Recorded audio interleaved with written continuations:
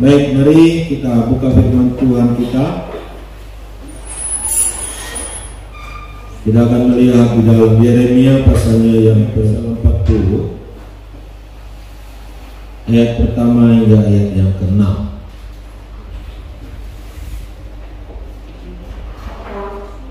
Mari kita baca Yeremia pasal 40 ayat pertama hingga ayat yang ke-6.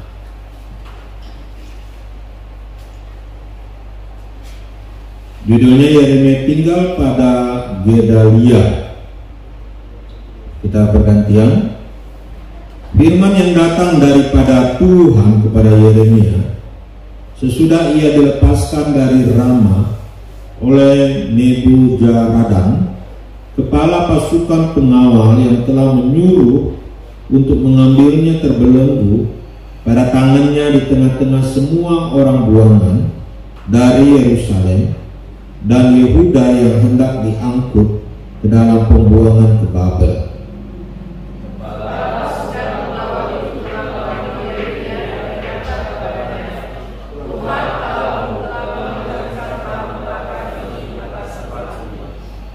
Dan ia telah melaksanakannya. Tuhan telah melakukan apa yang diancamkannya, oleh karena kamu telah berdosa kepada Tuhan dan tidak mendengarkan suaranya, sehingga terjadilah hal ini kepada kamu.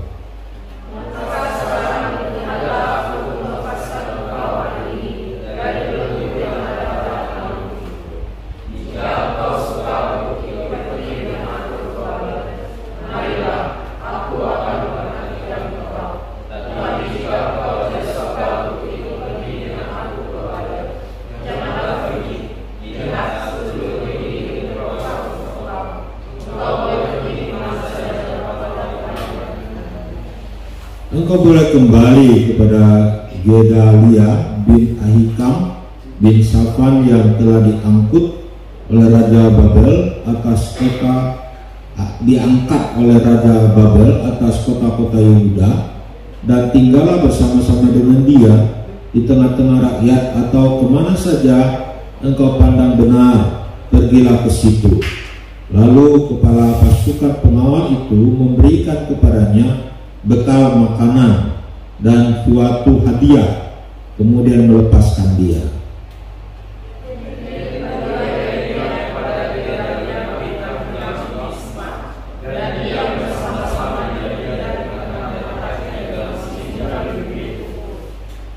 Ya, kita lihat Yeremia pasal pertama. Pasalnya yang pertama, ayat yang ke-19.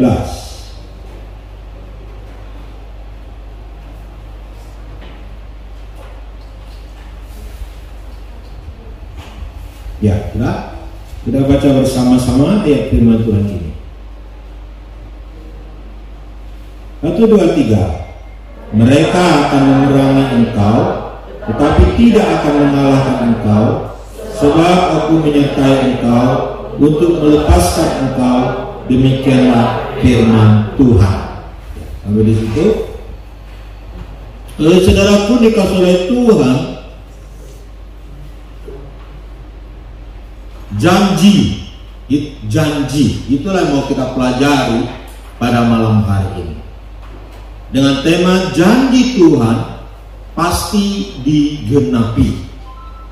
Janji Tuhan pasti digenapi. Ya, dulu saya pernah diberi janji, dijanji oleh manusia katanya. Ya, dia berjanji bahwa dia akan menunggu saya, ya, sampai saya kembali dari perantauan di Jawa. Tapi belum saya pulang dia sudah berubah janji. Dia bilang janjinya sampai hari tua, tapi buktinya belum sampai tua, belum rambut putih sudah ingkar janji. Nah, saudara-saudara pun dikasih oleh Tuhan, Tuhan tidak pernah ingkar janji. Tuhan adalah Allah yang menepati janjinya. Nah, ayat firman Tuhan yang kita baca di dalam Yeremia pasal yang pertama, ayat yang ke-19, itu adalah janji Allah kepada Yeremia bahwa dia akan mengalami perlawanan dari umat Israel, Yehuda. Dia akan mengalami banyak tantangan-tantangan, musuh-musuh yang dihadapi yang begitu hebat dan luar biasa. Tapi dia tidak akan pernah bisa dikalahkan. Dan dia akan dilepaskan dari segala yang dibuat oleh musuh yang mungkin menangkap dia, dan dia akan dilepaskan. Nah, saudara-saudaraku dikasihi Tuhan, apakah janji ini berlaku? Apakah janji ini betul digenapi? Benar, digenapi oleh Tuhan. Nah, di dalam perjalanan pelayanan Yeremia sering menghadapi ancaman-ancaman dan sering mengalami intimidasi, bahkan mempertaruhkan nyawa di dalam pelayanannya. Tapi dia dilepaskan oleh Tuhan, karena Tuhan memberi janji kepada dia. Kita ingat bahwa Yeremia pernah mau dikeroyok oleh orang ramai di dalam bait suci Tuhan. Rakyat-rakyat yang ada, pemuka-pemuka yang ada, ya, imam-imam yang ada mau mengeroyok dia dan mau membunuh dia. Tapi dia dilepaskan oleh Tuhan melalui tangan para pejabat yang ada waktu itu. Kemudian dia pernah ditangkap dan dimasukkan di dalam rumah tahanan. Dalam rumah tahanan itu, ya, dia mengalami penderitaan yang sangat berat. Tapi dia akhirnya juga dilepaskan dari rumah tahanan itu. Dia pernah dimasukkan di dalam penjara, dikasih makan roti setiap hari satu saja. Tapi akhirnya dia juga dilepaskan dari penjara itu. Dan dia pernah dimasukkan ke dalam sebuah perigi, dan perigi itu hanya ada lumpur saja di dalamnya. Dan dia hanya dikasih makan roti, sampai roti pun hampir habis di kota itu, ya, ketika terjadi kelaparan. Dan dia akhirnya juga dilepaskan oleh Tuhan. Saudara-saudaraku dikasihi Tuhan, banyak peristiwa-peristiwa yang mengancam nyawa daripada Yeremia. Tapi akhirnya dia dilepaskan. Satu demi satu peristiwa demi peristiwa yang dialami. Tapi sekali lagi, janji Tuhan selalu tepat kepada dia, dan dia selalu dilepaskan oleh Tuhan. Kemudian kita membaca tadi dalam Yeremia pasal yang ke-39 tadi, Yeremia juga dilepaskan oleh Tuhan. Manakala waktu itu terjadi di mana pasukan daripada Nebukadnezar telah mengalahkan akan Zedekia pada waktu itu, Raja Yehuda, dan Israel atau Yehuda sudah jatuh, dan banyak kekalahan yang dialami, dan sisa-sisa yang ada di dalam Yerusalem itu mau diangkut, ditangkap, dijadikan tawanan, dan mau dibawa ke Babel. Dan termasuk Yeremia akan ditangkap dan dibawa ke dalam Babel, ke negara Babel. Kita lihat dia sudah bersama-sama dengan kelompok yang mau dibawa ke Babel. Tetapi Tuhan menggerakkan kan Raja Nebukadnezar melalui kepala pasukan. Akhirnya Yeremia dibebaskan menjadi seorang tawanan. Dia tidak diangkut ke Babel menjadi seorang tawanan di Babel, tetapi justru dia dibebaskan. Bahkan dia dikatakan diberikan pilihan yang sangat luar biasa. Pilihannya apa? Dia bukan hanya dibebaskan menjadi seorang tawanan perang, tapi justru dikatakan kalau kamu mau ikut aku ke Babel, maka kamu akan diperhatikan. Artinya Yeremia akan bukan menjadi tawanan, tetapi dia menjadi orang yang diperhatikan, orang yang diangkat di negara Babel, menjadi orang yang mungkin orang yang penting di negara Babel. Dia diberi pilihan seperti itu, sangat luar biasa sekali. Dia bukan hanya dilepaskan, tetapi dia diberikan pilihan untuk menjadi orang penting di negara Babel. Lalu bukan hanya itu saja, dia juga diberi pilihan. Kalau dia tidak mau ikut, silakan, tidak ada paksaan. Padahal kalau kita tahu, kalau seorang yang sudah menang perang, seorang tawanan, musuh, pasti akan dipaksa. Gak bisa seenak perut lagi, karena mereka adalah orang yang kalah perang. Tetapi kita lihat di sini bahwa dia diberi pilihan untuk memilih. Dia juga boleh pergi kemana saja, ke negeri di mana Yerusalem yang sudah dikalahkan itu. Dia sekehendak hatinya boleh. Yang penting hati dia senang, hati dia suka, dia mau kemana dia boleh tadi, nggak masalah.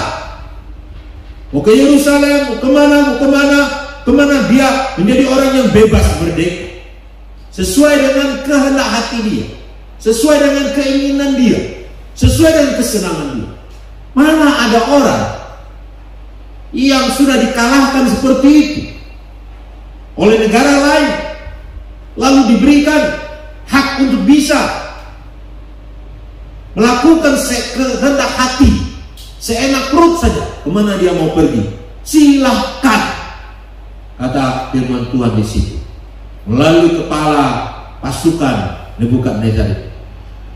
Dia boleh kemana saja, dia boleh bertinggal di mana saja. Oh, enak perut dia. Ya. Kemudian dikatakan akhirnya dia boleh juga kembali kepada seorang yang sudah diangkat oleh negara Babel yang menang itu, menjadi bupati yang ada di situ. Dia boleh menjadi pegawainya di sana, gak masalah. Iya, yang penting sesuka hati dia. Wah, enak bener ya Yeremia, udah kalah perang, tapi dia di pihak musuh, tapi musuh menawarkan hal yang sangat istimewa bagi dia. Inilah janji Allah yang ditepati. Allah berkata, aku akan melepaskan engkau. Betul, Yeremia dilepaskan oleh Tuhan secara luar biasa seperti itu. Bahkan Yeremia diberi bekal makanan, karena kondisi peperangan membuat kelaparan di mana-mana. Kondisi peperangan membuat makanan menjadi berkurang, stok menjadi tidak ada. Kelaparan terjadi. Tapi Yeremia, musuh yang kasih makan sama dia, dia dikasih bekal oleh kepala pasukan. Wah, mana ada yang begitu ya? Ketika saya baca ayat ini, saya terkejut. Bagaimana perlakuan Tuhan yang ajaib terhadap Yeremia. Musuh memberi makan kepada dia, musuh memberikan dia bekal. Luar biasa sekali. Dan akhirnya bukan hanya makanan dan minuman dikasih, tetapi hadiah juga dikasih. Sebuah hadiah dikasih kepada Yeremia. Memang Alkitab mencatat di sini tidak disebut hadiah apa, tapi tentu hadiahnya sangat mahal lah. Negara ini negara besar, negara ini adalah negara yang menang perang. Tentu negara ini adalah negara kaya. Masa orang kaya kasih duit kita sedikit, kan tidak mungkin. Memalukan itu namanya. Tapi Yeremia dikasih sebuah hadiah yang mahal, sebuah hadiah yang besar kepada dia. Sangat luar biasa sekali perlakuan Tuhan kepada Yeremia, kelepasan yang dialami oleh Yeremia, berkat Tuhan yang dialami oleh Yeremia. Sudah dibebaskan, sudah diberi hak untuk memilih, diberi bekal lagi, diberi hadiah lagi, secara luar biasa. Beri semangat doa. Ini adalah janji Allah kepada Yeremia bahwa dia akan dilepaskan. Dan Allah adalah Allah yang berjanji, tapi Allah juga Allah yang menepati janji kepada Yeremia dan kepada orang yang percaya. Amin. Nah, saudara-saudaraku yang dikasihi oleh Tuhan Yesus, Allah telah menepati janjinya kepada Yeremia. Allah juga akan menepati janjinya kepada kita semua. Untuk itu, marilah kita sebagai anak-anak Allah, kita hidup di dalam janji Allah. Kita mempercayai akan janji Allah di dalam kehidupan kita. Allah kita adalah Allah yang berkuasa. Allah yang berkuasa untuk menepati janjinya. Kalau manusia bisa tidak mampu menepati janjinya. Mungkin kita berkata, malam minggu ya kita ngumpul ya, bertemu ya di sebuah kafe, mungkin pacaran ya kan, sebuah kafe lah, kita kumpul di sana, kita ya ngobrol-ngobrol dan sebagainya. Nggak taunya malam minggu itu tiba-tiba kita jatuh sakit, nggak bisa kita pergi, atau tiba-tiba naik motornya bannya kempes, lalu cari tempat nampal ban, lalu sampai jauh malam, lalu tak akhirnya janji pun tinggal janji. Atau tiba-tiba ludar dari Palestina nanti sana, atau dari mana perang Ukraina tiba-tiba nyelonong ke Tapak. Iya, udah balistik lah itulah. Habis kita dihantam. Jadi janji tinggal janji. Ya, di mana katanya tahun depan mau nikah, Jason dengan Ci misalnya. Tapi tiba-tiba ludal skut datang, enggak jadi. Bisa saja terjadi, apapun bisa terjadi, kan? Ya. Karena janji manusia itu, kenapa? Karena manusia itu memiliki kekuatan yang terbatas untuk menepati janjinya. Ada seorang kakek ngomong dengan cucu-cucunya. Dia bilang, cucu-cucuku, kakek ini memiliki kekuatan dari masa muda sampai sekarang itu sama saja. Ya, kekuatannya sama saja. Lalu cucu-cucunya ngomong, kek, buktikan kek, kekuatan kakek sama saja. Ya. Lalu akhirnya kakek itu berkata, pergi keluar, lalu perlihatkan ada sebuah batu besar. Lalu kakek itu berkata, Dulu waktu muda, kakek nggak mampu angkat itu batu besar. Sekarang pun kakek nggak mampu juga angkat batu besar. Jadi kekuatan kakek itu sama saja. Dulu nggak bisa, sekarang pun nggak bisa. Gitu. Nah, jadi saudara-saudaraku dikasih oleh Tuhan, Tuhan kita bukan Tuhan yang tidak bisa. Amin. Tuhan kita adalah Tuhan yang akbar, Tuhan yang besar, Tuhan yang menciptakan langit dan bumi beserta segala isinya. Dikatakan kekuatannya tidak pernah berubah, kekuatannya tidak pernah berkurang, kekuasaannya tidak pernah menjadi habis. Dia ada dulu, sekarang, dan selama-lamanya. Kekuatannya tidak pernah habis dan tidak pernah berkurang sedetik pun. Beri semangat dulu. Mengapa kita mempercayai janji Allah? Karena Allah tidak pernah kehilangan kekuatan, kehilangan kemampuan untuk menepati janji-janjinya. Allah tidak pernah kehabisan akal untuk menepati janji-janjinya. Kita lihat Yeremia. Secara logis, musuh sudah memenangkan peperangan. Tidak mungkin dia bisa mendapat perlakuan yang istimewa dari musuh seperti begitu. Tetapi bagi Allah tidak ada yang mustahil. Allah bisa pakainya, bukan bisa. Allah bisa pakai musuh untuk menjadi penolong bagi Yeremia secara pribadi. Iya, Yeremia mengalami mujizat Allah. Yeremia mengalami pertolongan yang ajaib yang berasal daripada Tuhan. Tuhan yang memberkati dia.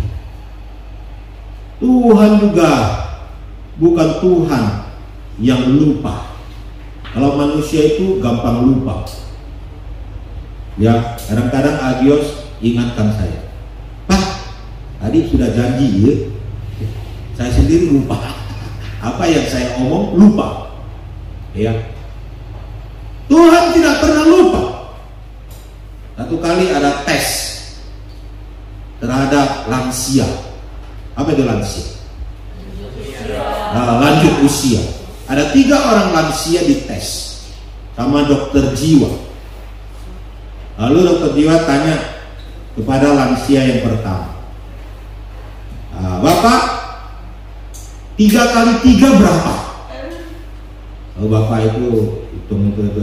Oh, 3 kali 3 itu 247 katanya. Bingung dokter itu. Ya, 247. Ya. Lalu tanya lagi ke lansia yang kedua, 3 kali 3 berapa? 3 kali 3 Selasa. Jawabannya Selasa.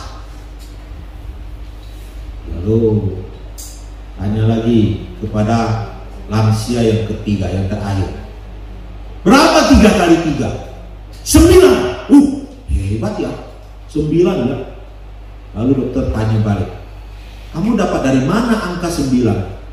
Iya, 247 kurang Selasa itu 9. Saudara-saudaraku dikasih oleh Tuhan, ketika manusia sudah tua, manusia bisa jadi orang yang lupa ingatan, bahkan orang yang pikun. Saya pernah ketemu seorang yang sebenarnya pendidikannya doktor sudah, ya, dulunya pinter luar biasa, ya, ingatannya sangat tajam dan luar biasa. Tapi ketika dia sudah tua banget, saya ketemu dia, saya tanya dia, siapa saya? Dia pun tidak tahu siapa saya. Manusia bisa lupa, manusia bisa pikun, tapi Allah kita tidak pernah pikun. Allah kita tidak pernah lupa. Sekali yang dia berjanji, dia akan ingat. Dia ingat sampai selama-lamanya. Karena dia adalah Allah yang tidak pernah lupa. Amin. Di semua jalan.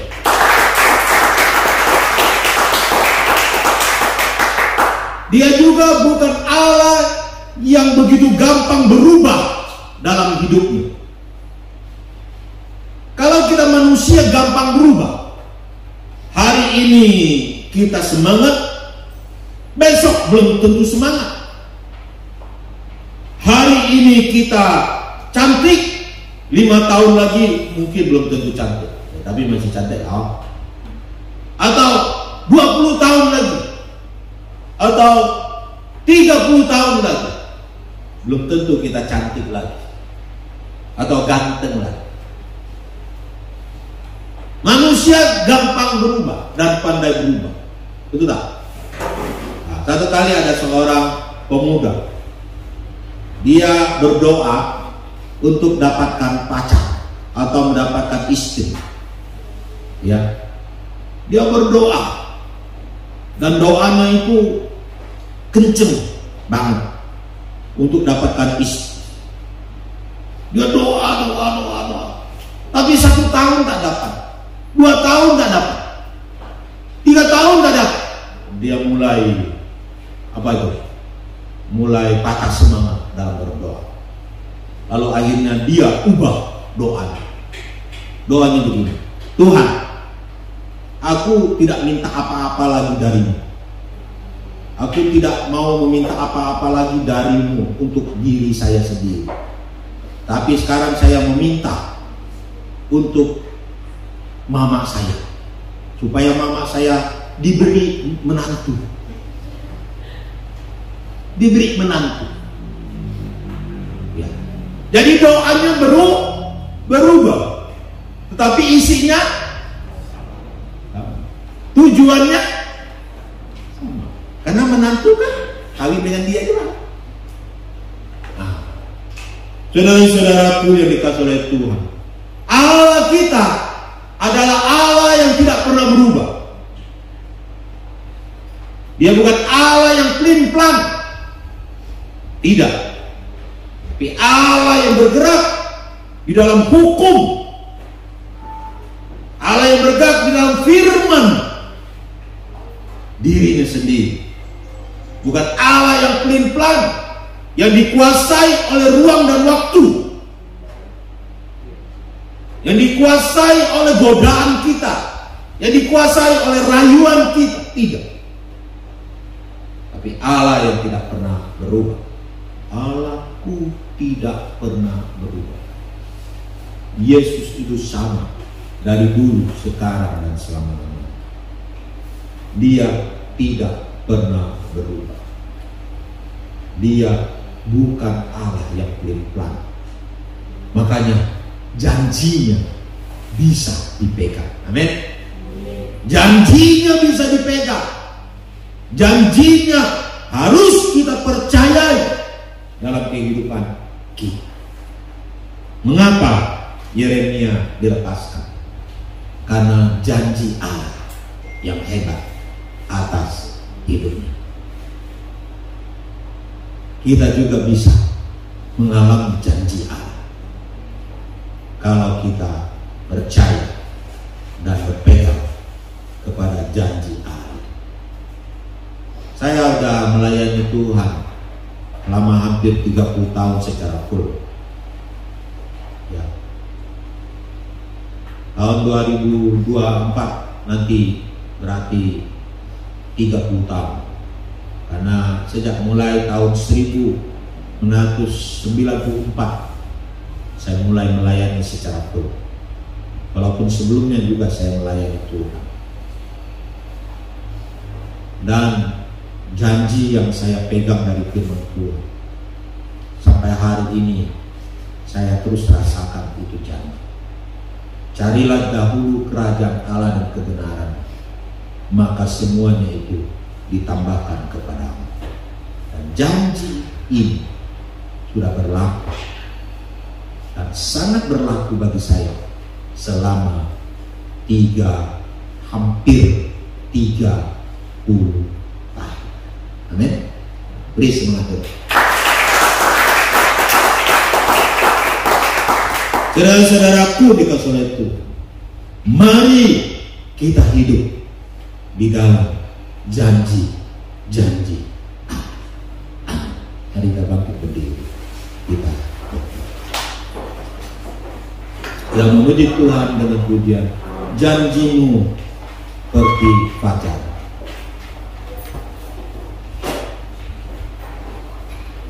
janjimu seperti fajar.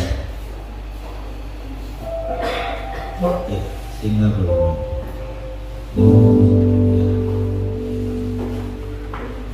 Janjimu boleh di LCD. Janjimu seperti pada pagi hari.